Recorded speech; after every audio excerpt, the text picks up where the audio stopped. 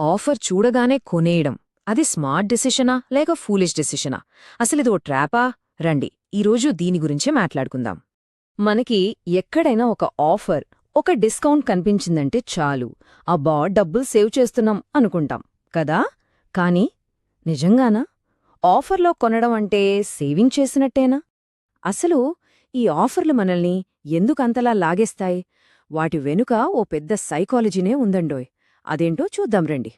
ఒక్కసారి నిజాయితీగా ఆలోచించండి. కేవలం డిస్కౌంట్ ఉందని అస్సలు అవసరం లేని వస్తువును ఎప్పుడైనా కొన్నారా? మనలో చాలామందికి ఈ ఎక్స్పీరియన్స్ ఉండే ఉంటుంది కదూ. అయితే ఒక ఆఫర్ని చూసినప్పుడు మన బ్రెయిన్లో అసలేం జరుగుతుంది? అక్కడ లాజిక్కి, ఎమోషన్కి మధ్య ఒక పెద్ద యుద్ధమే జరుగుతుంది తెలుసా? చూడండి, ఒకవైపు మన ఎమోషన్స్ ఉంటాయి.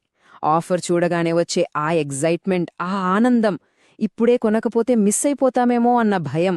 మరోవైపు మన లాజిక్, ఇది నీకవసరమా, బడ్జెటుందా అని అడుగుతూ ఉంటుంది. కాని చాలాసార్లు గెలిచేదెవరనుకుంటున్నారు? మన ఎమోషనే. ఆఫర్ క్రియేట్ చేసే ఆ హడావిడిలో మన లాజిక్ని పక్కకు నెట్టేస్తాం.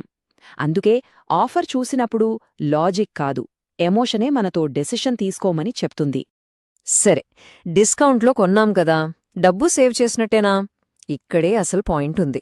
మనం పొదుపు చేస్తున్నాం అనే ఒక భ్రమలో పడిపోతాం. అదెలాగో చూద్దాం. ఇది చాలా చాలా ఇంపార్టెంట్ పాయింట్. బాగా గుర్తుపెట్టుకోండి. డిస్కౌంట్లో కొన్నా, ఆఫర్లో కొన్నా మనం డబ్బుని ఖర్చు చేస్తున్నాం. ఖర్చు పెట్టడం ఎప్పటికీ సేవింగ్ కాదు. ఇలా ఆఫర్స్ కోసం మనం చేసే చిన్న చిన్న అనవసరమైన ఖర్చులుంటాయి కదా, అవి మనకు తెలియకుండానే నెల బడ్జెట్కి ఒక చిన్న చిల్లు పెడతాయి. దీన్నే సైలెంట్ మనీ లీక్ అని పిలుస్తారు. ఈ చిన్న చిన్న లీక్సే మన జేబును ఖాళీ చేస్తాయి. అయ్యో, మరి ఈ ట్రాప్ నుంచి ఎలా బయటపడాలి? స్మార్ట్గా షాపింగ్ చేయడం ఎలా? దీనికి చాలా సింపుల్ ఫార్ములా ఒకటుంది. చూడండి, స్మార్ట్ దారి ఏంటంటే, ఫస్ట్ మనకొక వస్తువు అవసరమనిపిస్తుంది. ఆ తర్వాత దానిమీద ఎక్కడైనా ఆఫర్ ఉందా అని వెతుకుతాం. ఇది కరెక్ట్. కాని మనమేం చేస్తాం? ఫస్ట్ ఆఫర్ చూస్తాం, ఆ తర్వాత అవును ఇది నాకు అవసరమే అనే మనల్ని మనం కన్విన్స్ చేసుకుంటాం. ఇదే పెద్ద తప్పు. సో సింపుల్గా చెప్పాలంటే, ఆఫర్ మన అవసరానికి తగలాలి, అంతేకాని ఆఫర్ని చూసి మనకు అవసరం పుట్టకూడదు. ఇది గుర్తుంచుకోండి. ఓకే, అంతా బానే ఉంది. మరి ఈ మార్పుని ఎలా మొదలుపెట్టాలి? ఇదిగోండి మీరు వేయాల్సిన ఫస్ట్ అండ్ ఈజీ స్టెప్. ఈ ఒక్క మాటను మనసులో పెట్టుకోండి.